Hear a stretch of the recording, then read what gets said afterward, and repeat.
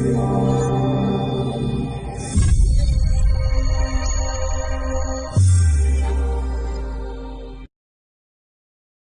Utah, there's a 45-day legislative session, starts the fourth Monday in January and goes through mid-March of every year. And as an organization, we track about 100 bills that relate to business and industry and are either good for manufacturing or are harmful to manufacturing. So during that 45-day session, I spend all day, every day up at the Capitol. Anybody that knows the state Capitol knows it resembles the U.S.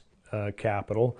Both in look and in structure. It's made out of solid granite, and oftentimes inside of that building there's just horrible cell coverage. In fact, there's an area that many of us that are in the lobbying profession spend our time in because we have access to TV monitors and computers and printers that we need for our lobbying activities, but that room is actually under the Capitol. So consider it to almost be a bunker, if you will, and the cell coverage in there is just not good at all, and so it was a challenge for us. Because in that arena, we're often communicating with our companies and legislators and businesses to determine what direction we're going on a piece of legislation. So cell coverage is very critical. You never want to drop a call with a legislator because they're thinking that you hung up on them.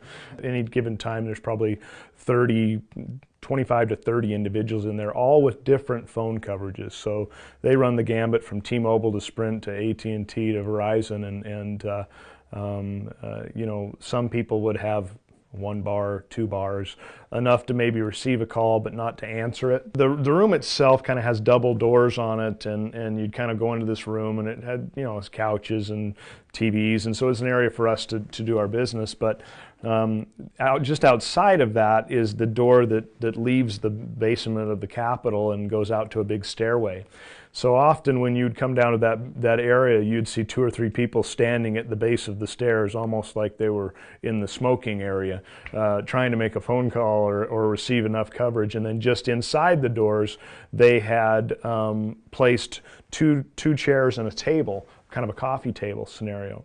And the reason they did that was that you got just slightly better coverage at those 2 chairs than you did inside the room. And so people slowly were working their way out of the room to go make phone calls and get access to data and to have their emails come in, etc. You got a room designed to do business, and you have to step out of that room to actually use the phone, and that was very frustrating. Interestingly enough, in the world that I live in, we lobby for clients, and there were lobbyists who are part of that room who participate with us who lobby for AT&T, one lobbies for Verizon, one lobbies for T-Mobile, one lobbies for Sprint. So they were all in there.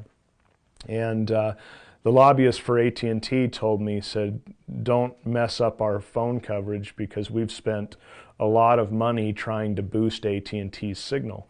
And AT&T was the only coverage that worked inside of that room. So I said to them, look, we're not going to impact anybody's coverage except for the better.